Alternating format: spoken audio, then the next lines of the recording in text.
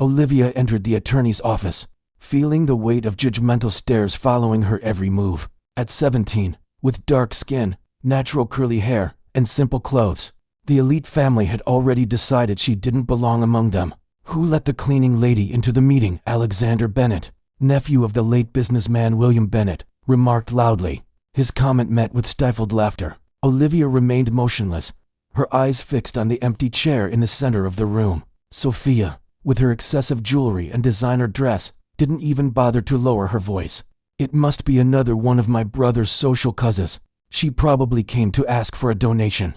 Olivia took a deep breath. The weight of being alone in that room full of wealthy white heirs weighed heavily on her chest. But she refused to show how much their words hurt. Her eyes scanned the pictures on the walls, company certificates, travel photo signs of the empire William Bennett had built over 6 decades. The girl is probably lost, commented James, the eldest son who ran the family businesses. Someone escorted her out before Mr. Wilson arrives. It's embarrassing. No one noticed the slight smile that crossed Olivia's lips when Thomas Wilson, the family lawyer for 30 years, entered carrying a brown briefcase. His wrinkled face remained impassive as he greeted each member of the Bennett family. With a brief nod, "Miss Olivia," he said finally, gesturing to the only empty seat positioned right next to his desk. "Please." A shocked silence engulfed the room. Alexander nearly choked on his champagne. Sophia clutched her designer purse so tightly that her knuckles turned white. "Excuse me, Wilson," James interrupted, adjusting his Italian tie. "But do you know this girl?" The lawyer nodded slightly. "Of course. You should all know her too." His eyes scanned the confused faces around the room. "Olivia Jackson, Mrs. Martha's daughter. Olivia has worked in this house since she was 12, helping her mother with the cleaning on weekends." The maid's daughter, Sophia almost spat the words.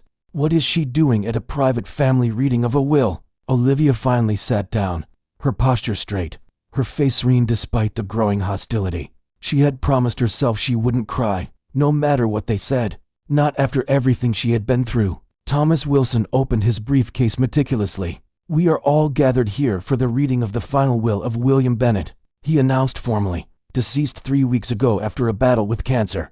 His niece Emma, who until then had been absorbed in her cell phone, took the opportunity to take a discreet photo of Olivia. "Intruder Willerding," she typed quickly, posting it on social media. "Lackey is trying to pull a fast one even after their boss is dead." The comment garnered likes and shares while Alexander whispered to his inner circle, "I bet my uncle left some change for charity. $10,000 for the girl maybe, some nonsense." No one noticed how Olivia kept her eyes fixed on the lawyer's hands as he removed the sealed envelope. To everyone there, she was invisible except when she was the target of cruel jokes. "Before we begin," said Wilson, "William left a video that should be shown before the formal reading." James rolled his eyes. "Another one of my father's little plays. Let's get down to business." The lawyer ignored the comment and activated a screen embedded in the wall. The aged face of William Bennett appeared, visibly worn down by illness, but with a determined gleam in his eyes. "If you are watching this, then I have left this world," he began, his voice weak but firm. "And I imagine you are eager to know how I have divided my estate." He paused, his eyes seeming to examine each person in the room, even through the recording. "But before that, I have a question. Can any of you tell me the name of Mrs. Martha's daughter?" An uncomfortable silence fell over the room. James frowned. Alexander scratched the back of his neck. Sophia pretended to examine her fingernails. "I figured you wouldn't," William continued, a sad smile on his face. "That girl has been working in our house for 5 years, helping her mother since she was 12, and none of Yumi's own family ever bothered to learn her name." Olivia felt a lump in her throat as William continued. "I watched how you treated her, how you treated all the employees, as if they were invisible, disposable, and that told me everything I needed to know about the character you have built." The tension in the room was palpable. Emma had dropped her cell phone. Alexander swallowed hard. James shifted uncomfortably in his chair. What no one in that room could imagine was that behind the dignified silence of that black teenager, whom everyone despised, there was a story that would completely change the fate of everyone. Present a story that William Bennett had discovered in the last months of his life, and that was about to turn that room upside down. William Bennett's video continued, his fragile voice echoing through the silent room. "In recent months, I began to observe how you treated people around you. You spoke to nurses, cleaners, drivers. What I saw saddened me deeply. William paused, breathing heavily. Then I noticed Olivia. Well, you ignored her. I saw an extraordinary young woman who studied at night after work, cared for her sick mother, and still found time to read the books in my library. James stood up abruptly. This is ridiculous, Wilson. This can't be legal. The lawyer remained impassive. Everything is in perfect legal order, Mr. James. On the screen, William smiled. I know you're surprised. James is probably already questioning the legality of all this. The eldest son paled when he heard his exact words predicted by his father. What you don't know is that I've spent the last 3 months talking to Olivia. She would sit next to me during her breaks and tell me about her dreams of studying law. Emma, visibly uncomfortable, tried to delete the humiliating post she had made. Too late, it had already been shared hundreds of times. This is Olivia, continued William, daughter of Mrs. Martha, who worked in our house for 15 years. Even when Sophia reduced her salary while buying her 4th imported car, Sophia choked, her face red with shame. Olivia, whom James humiliated when he spilled water on her documents. He made her clean the floor on her knees while calling her incompetent, unaware that she had just received news that her mother needed expensive surgery. The video ended abruptly. Wilson opened another envelope. There is one more video to show, but before that, I need to read the main terms of the will. This is absurd, Alexander exploded. A little maid can't inherit the empire our family has built for generations. Olivia finally spoke. Your family built nothing, Mr. Alexander. Your great-uncle William started out selling fruit at the market. The only ones born with a silver spoon in their mouths here are you. The silence that followed was deafening. Wilson cleared his throat and began to read. I, William Bennett, leave to Olivia Jackson 51% of the shares of Bennett Enterprises, my primary residence, and all properties listed in Appendix A, as well as the sum of $20 million in various investments. This is undue influence, shouted James, his face contorted with rage. That girl manipulated a sick man. Wilson raised his hand. If you allow me to continue, there are conditions. Olivia will only take full control at age 21. Until then, the company will be managed by a board led by myself and Dr. Sarah Mitchell. Sarah Mitchell, interrupted Sophia. The doctor. What does she have to do with this? As if answering the question, the door opened and a middle-aged black woman entered wearing an elegant suit. Her eyes met Olivia's, and she smiled. Dr. Mitchell was much more than your brother's doctor, explained Wilson. She was the one who introduced Olivia to William after witnessing how the young woman cared for Mrs. Martha in the hospital, even after you fired her when her mother fell ill. Doctor. Sarah nodded. Mrs. Martha and I studied together before circumstances took us down different paths. When I found her at the hospital battling a cancer similar to William's, I couldn't help but notice what an extraordinary daughter she had. What no one realized was that this seemingly unlikely senior black teenager, the daughter of a maid, about to become the heir to an empire, began with a chance encounter in a hospital hallway. 3 months earlier, Olivia had gone to beg James for an advance on her mother's medicine. Not only did he refuse, but he humiliated her in front of his fellow executives. I don't have time to deal with employee problems. If you can't afford the medicine, maybe you should consider another job. That same day, Dr. Sarah found Olivia crying on the service stairs.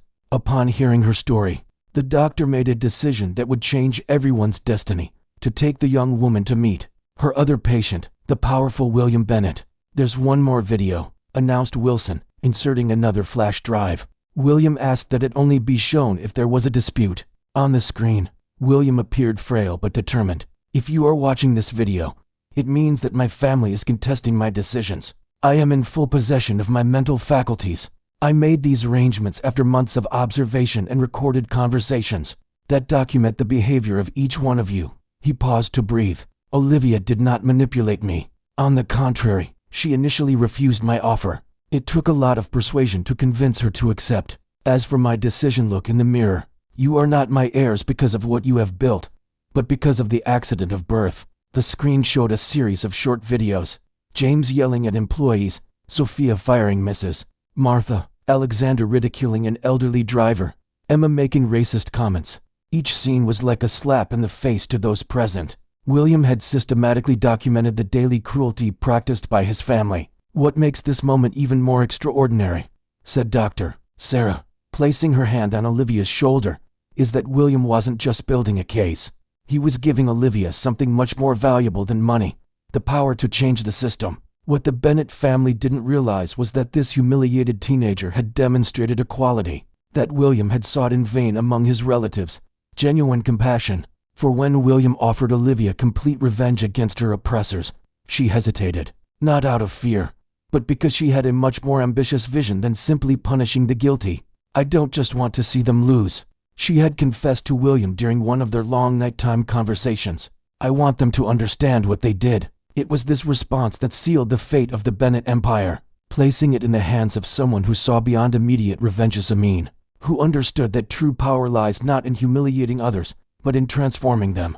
James advanced toward Olivia, his finger pointed like a gun. "This is absurd. I will contest this will in every court." Two security guards appeared discreetly at the sides of the room. Wilson had thought of everything. "By right," Olivia spoke calmly. "What right exactly, Mr. James?" "The right to be born a Bennett? Because as far as I know, the only right you have exercised with excellence is the right to humiliate people you consider inferior." "Doctor." Sarah opened her briefcase and took out a tablet. William knew this situation would be difficult. That's why he prepared something special for the family. An aerial image of a slum appeared on the screen. "Do you recognize this place?" Sophia snorted. "Why would we know a slum?"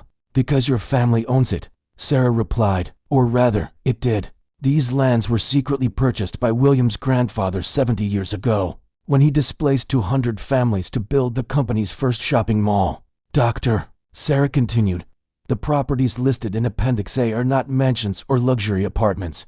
They are all plots of land in communities that the Bennett family acquired through questionable means over decades."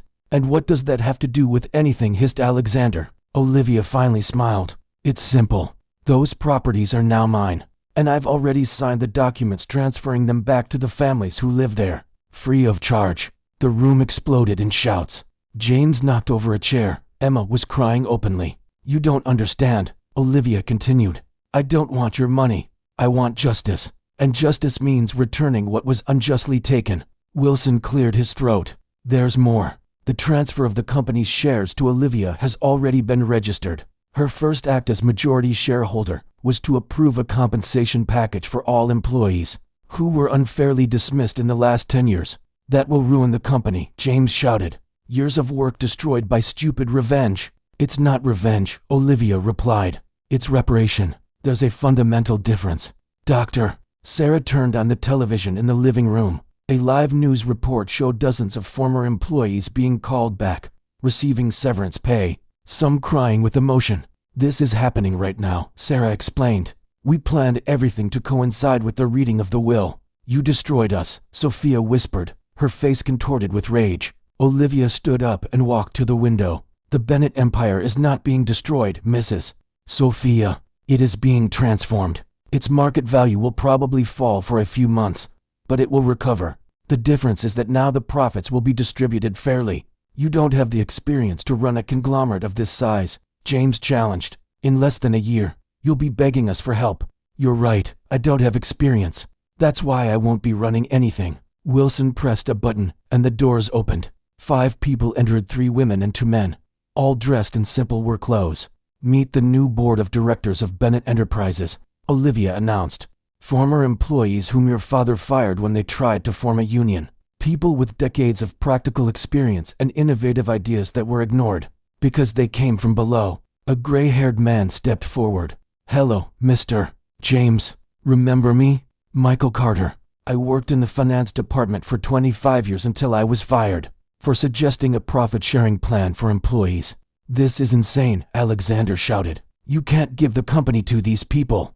"Doctor," Sarah smiled. "It's already been done. The paperwork was signed before you even arrived today. You will still have your minority shares. You will be able to receive dividends, attend annual meetings, just like any other shareholder." James staggered to a chair, his face as pale as paper. "My father would not have done this." "Your father did this," Olivia replied softly, "because in the end, he understood something fundamental. The true legacy is not in the money we accumulate, but in the lives we touch." Emma stood up furiously. "You won't get away with this. I have friends in the press. I'll expose this fraud." Olivia exchanged a glance with Wilson, who activated the screen again. A video appeared of Emma, drunk, making openly racist comments about the waiters. "I have hundreds of hours of this kind of material," Olivia said calmly. "All of you in private moments showing who you really are, when you think no one important is watching." Alexander, once arrogant, now looked like he had aged 10 years. "What do you want from us anyway?" "I want you to learn," Olivia replied. "I want you to understand for the first time in your lives what it's like to have no power. What it's like to be judged not by your character, but by the color of your skin, or your social status." Michael Carter stepped forward. "We didn't come here to destroy the company, but to transform it. We were rehired not out of revenge, but because of our competence, something you never recognized." "Doctor," Sarah handed folders to each family member. "These are your options. You can contest the will, of course. We have lawyers prepared for years of legal battle. Or you can accept a peaceful transition." "What kind of transition?" asked James, his voice now devoid of arrogance.